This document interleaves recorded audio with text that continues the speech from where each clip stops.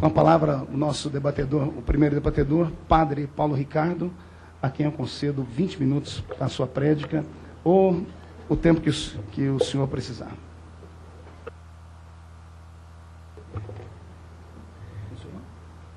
Agradeço, então, ao deputado Marcos Feliciano, todos os deputados aqui presentes, a possibilidade de, como cidadão brasileiro, porque, com a graça de Deus, eu sou sacerdote da Igreja Católica, mas estou aqui como cidadão brasileiro que quer ser voz para uma população enorme, seja de católicos, evangélicos, espíritas, que nesse país essa maioria enorme é a favor da vida e contra a legalização do aborto. O importante é que haja esse espaço, não é, para se expressar publicamente aquilo que é a voz do país, aquilo que é a voz da nossa nação. Infelizmente, nós que estamos aqui para debater a respeito do direito nascituro, fomos convidados exatamente numa data, quase que numa sincronia da providência divina, bastante triste, em que há poucos dias foi aprovado aqui no Congresso Nacional um projeto de lei originário da Câmara dos Deputados, com o número de PL 60 de 1999, que hoje é PLC no Senado, número 3 de 2013. Esse projeto de lei, que começou muito bem intencionado, querendo defender as mulheres diante da violência sexual, terminou numa formulação que abre, não é, uma brecha, e eu diria mais do que uma brecha, abre uma verdadeira autoestrada para a possibilidade da prática do aborto no nosso país. Este projeto de lei tramitou nas duas casas em caráter de urgência, a pedido do próprio ministro da Saúde, Dr. Padilha. Portanto, é uma iniciativa de desengavetar um projeto que estava há muito tempo parado. Aquilo que foi alegado, aquilo que foi dito para que houvesse esse caráter de urgência, era exatamente homenagear as mulheres no Dia Internacional das Mulheres, para que se passasse uma lei regulamentando aquilo que já era o direito das mulheres. Ou seja, a lei já contempla, não é, esta realidade de que a mulher vítima de violência sexual seja atendida pelo Sistema Único de Saúde. E, no entanto, com esta apresentação, não é evidente que ninguém iria se opor. Nós sabemos o volume de leis que tramitam nas duas casas, sabemos o quanto os legisladores estão assoberbados de trabalho. Foi apresentada essa lei desta forma, e assim, sendo apresentada como uma lei que protegia as mulheres da violência, foi aprovada por unanimidade, de uma forma quase que milagrosa. Ou seja, em 2 meses e alguns dias, essa lei foi aprovada em 4 votações unânimes, sem que ninguém se desse conta exatamente dessa brecha que estava dentro dela. Explico o conteúdo da lei. A lei originariamente era simplesmente uma lei voltada para dar assistência à mulher vítima de violência, garantir assistência psicológica. Nós sabemos os traumas de uma mulher que sofreu violência sexual, né? Assistência psicológica, e também profilaxia de doenças sexualmente transmissíveis. Também a possibilidade de uma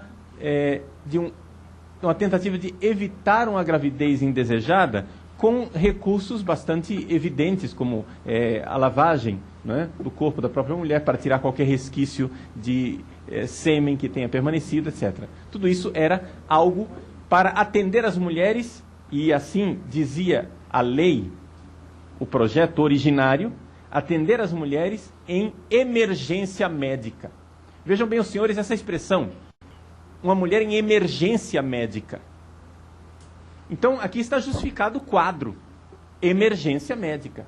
Ora, essa expressão desapareceu. E não se fala mais de emergência médica. Agora, na lei que foi aprovada, o que se fala é de atendimento emergencial. Ou seja, não é a mulher mais que está na emergência. O atendimento para uma mulher vítima de violência tornou-se agora, foi guindado, não é? Foi guindado, foi elevado agora à categoria de atendimento emergencial. Isso quer dizer que não pode ser postergado, não pode ser passado para outro dia. Tem que ser emergencial. Muito bem. Até aí, estranho, no entanto, podemos ainda considerar isso. Só que no artigo 2º da lei consta algo que já estava na lei originária. E é algo de tremendo. Que é uma nova conceituação de violência sexual. E nós sabemos muito bem como as leis podem ser usadas para militância, para tentar, como um navio quebra-gelo, ir forçando a barra para se colocar, né, um novo estado de coisas. Leis são usadas também como militância, né? Embora elas criem uma incoerência dentro do sistema jurídico. O que é que diz o artigo 2º? O artigo 2º define violência sexual, vou ler ipsis literis para que não se diga que eu criei alguma coisa. Artigo 2º. Considera-se violência sexual, para os efeitos desta lei, qualquer forma de atividade sexual não consentida. Ora, nós sabemos que a lei, ela é o que é. E ela precisa ser lida com uma lupa, com lente de aumento, para a gente conseguir enxergar os detalhes dela. Ora, se violência sexual é qualquer relação sexual não consentida, cheguemos ao extremo, né, de espichar isso aqui até o limite daquilo que realmente está escrito aqui. Se um dia o marido deseja uma relação sexual e a mulher está indisposta e não consente naquela relação sexual do seu marido, embora não tenha sido violentada, mas ela simplesmente não estava disposta. Isso caracteriza, conforme essa nova conceituação de violência sexual, uma violência sexual. E essa mulher, então, onde a lei não especifica prazo, não especifica se ela está em emergência médica ou não, esta mulher pode se apresentar a um hospital 6 meses depois, porque a lei não coloca nenhum prazo, dizendo: eu não consenti com essa relação sexual. E como é que você vai 6 meses depois provar alguma coisa? E como é que você vai, com esse conceito elástico de violência sexual, dizer? Ora, nós estamos aqui, então, diante de uma formulação legal que irá criar, dentro do sistema jurídico, uma dificuldade enorme para a aplicação. Então, você vai dizer: mas padre, o senhor está sendo apocalíptico, não é? Exagerado. Mas, meus senhores, quem de nós não reconhece que numa sociedade precisamos de leis exatamente porque existem pessoas mal intencionadas? As leis existem para isso. Porque se fôssemos todos anjos, se estivéssemos todos no paraíso antes do pecado original, se ninguém de nós tivesse alguma tendência para a maldade, as leis não seriam necessárias. Nós veríamos a lei de Deus no nosso coração e basta. No entanto, as leis são necessárias exatamente porque existem pessoas que são maliciosas e desejam atentar contra aquilo que é o justo.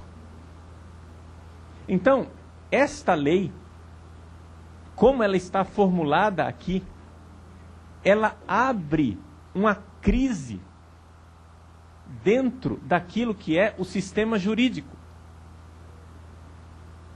Agora, alguém vai dizer: mas, padre, será que isso tudo não foi simplesmente uma má elaboração, mas depois, no fundo, as coisas irão ser sanadas, né, na regulamentação normal, no trâmite normal do dia a dia, sem problema nenhum. Vejam, nós estamos aqui, e este é o tema que eu gostaria de chamar a atenção, nós estamos aqui diante de uma militância decidida, que é paciente e sabe alcançar seus objetivos, que se decidiu, estão resolutos em legalizar a prática do abortamento neste país. Nós sabemos disso, que existe essa militância. Eles não representam o povo brasileiro, porque o povo brasileiro é esmagadoramente pró-vida. O povo brasileiro, ele é absolutamente contra a prática do aborto e a legalização do aborto. No entanto, existe esta militância. E de onde vem o interesse destes senhores? Ora, nós sabemos, e isso pode ser documentado, isso pode ser apresentado, não só um documento, podem ser apresentados relatórios e mais relatórios de fundações internacionais que estão decididas em legalizar a prática do aborto na América Latina. Nós temos um documento que foi escrito por uma senhora chamada Adrienne Germain. Ela é uma funcionária da Fundação Ford e escreveu um documento chamado de Incrementando o Acesso ao Aborto Seguro, Estratégias de Ação. Nessa apostila de estratégias de ação para militantes, para essas pessoas que militam, não é? Adrienne Germain, que foi condecorada pela ONU por essa sua militância no campo daquilo que eles chamam de saúde reprodutiva, não é? Ela diz com toda clareza, vou ler: assegurar ao máximo a prestação de serviços previstos pelas leis existentes. Ela está descrevendo o que é que se deve fazer num país em que o aborto ainda é ilegal, como no Brasil, graças a Deus, ainda é ilegal. Ela diz: assegurar ao máximo a prestação de serviço pelas leis existentes. Então, no caso do Brasil, né, assegurar ao máximo aquilo que a lei permite na questão do aborto, que é a questão do aborto em caso de perigo de vida para a mãe ou de uma gravidez resultante de estupro. Assegurar ao máximo isso daqui. E ela diz, e abrir o caminho para um acesso cada vez mais amplo. É isso que está sendo feito no nosso país. Ou seja, uma militância que está seguindo o manual dessas fundações internacionais está comendo a papa pela beirada pacientemente, porque eles desejam ampliar cada vez mais o acesso ao aborto no país. Querem um exemplo disso? Querem um exemplo do que é que vai acontecer com esta lei? Vamos ver o que já aconteceu com o nosso Código Penal. Não é? Porque podem dizer, Padre Paulo, o senhor é teórico da conspiração. Eu não sou um teórico da conspiração. Vamos fazer historiografia então. Né? Vamos contar a história já acontecida, para que ninguém diga, ele está com hipóteses de futuro terrível, um futuro, né, escuro. Não, vamos olhar o que já aconteceu. O nosso Código Penal. O Código Penal atual, ele diz que o abortamento é crime nesse país. No entanto, existem 2 casos em que se suspende a punição da pessoa envolvida no crime. Ou seja, esses 2 casos são caso de perigo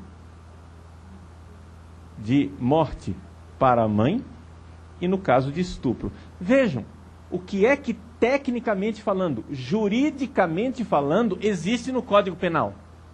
O que existe no nosso Código Penal é a suspensão da pena. Ou seja, o que tecnicamente, juridicamente falando, o Código Penal diz é que o aborto, no caso de a mãe correr risco de vida, é crime.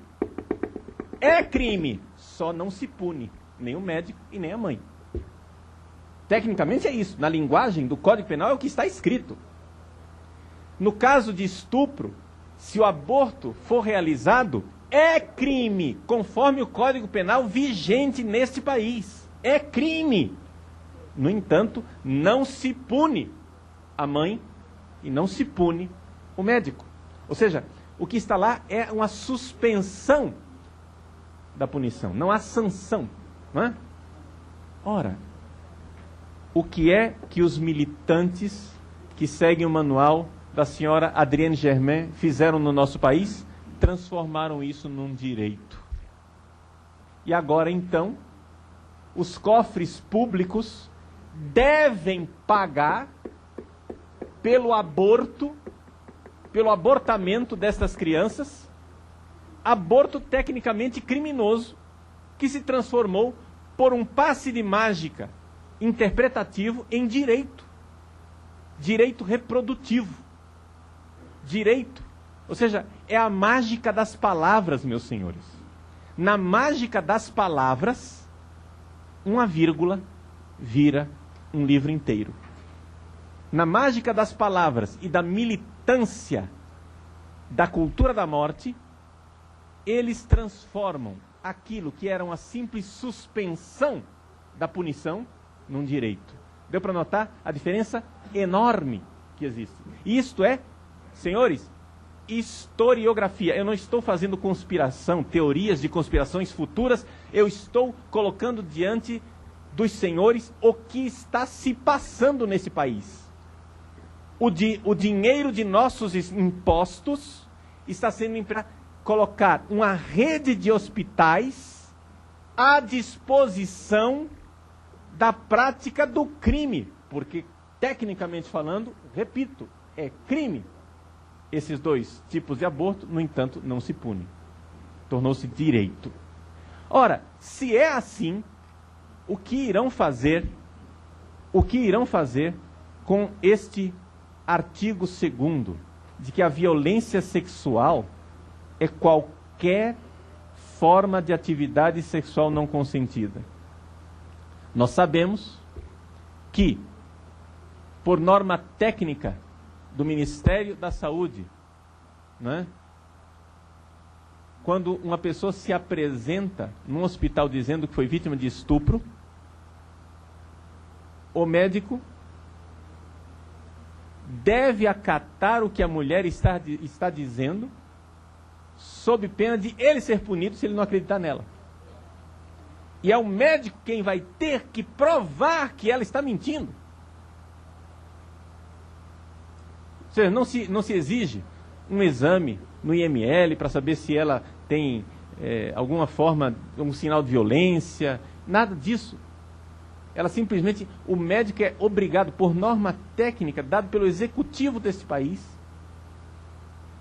o médico tem que aceitar a palavra daquela mulher. Isso na questão de estupro. O que é que estes senhores irão fazer? O que é que a militância abortista irá fazer nesse país? Meus caros, nós estamos aqui diante de uma situação grave, de uma situação séria. Não é a legalização do aborto no país, mas é uma brecha que pode se transformar numa autoestrada. Haja visto o que já aconteceu com o Código Penal e que provavelmente irá acontecer com aquilo que eles estão fazendo. Além disso, outro problema, outra realidade. Precisamos nos dar conta que, conforme esta lei, todos os hospitais, porque anteriormente o artigo 3º dizia: o atendimento imediato obrigatório em todos os hospitais integrantes da rede do SUS que tenham pronto-socorro e serviço de ginecologia. Isso foi riscado. Então ficou só todos os hospitais integrantes da rede do SUS. Se uma mulher se apresentar num hospital ortopédico que seja integrante da rede do SUS, ela tem direito de exigir o abortamento. É isso que vai ser a consequência. E outra coisa, se são todos os hospitais integrantes da rede do SUS, onde é que fica a objeção de consciência dos católicos, dos hospitais católicos, dos hospitais espíritas, dos hospitais evangélicos, que não querem praticar isso daqui? Que não querem praticar um aborto que, jurídica e tecnicamente falando, ainda é delito nesse país, com a graça de Deus, e que, no entanto, tornou-se direito reprodutivo. Então vejam, nós sabemos que isso daqui, né, todo esse estratagema para aprovar às pressas esta lei, é algo que partiu do Executivo, partiu do Ministério da Saúde. Ninguém percebeu, todo mundo queria fazer algo para as mulheres vítimas de violência. Quem de nós, em sã consciência, iria fazer alguma coisa contra as mulheres vítimas de violência? Misericórdia, né? A gente fica até ruborizado só de pensar na hipótese de não atender um pedido desses. Então, assim, as duas casas legislativas aprovaram sem se dar conta do que estavam aprovando. É imperioso, então, agora que nós estamos nos dando conta do que está acontecendo, pedir a revogação, pedir que não seja sancionado, pedir que seja vetada esta lei e a lei como um todo, a lei integral, porque ela é...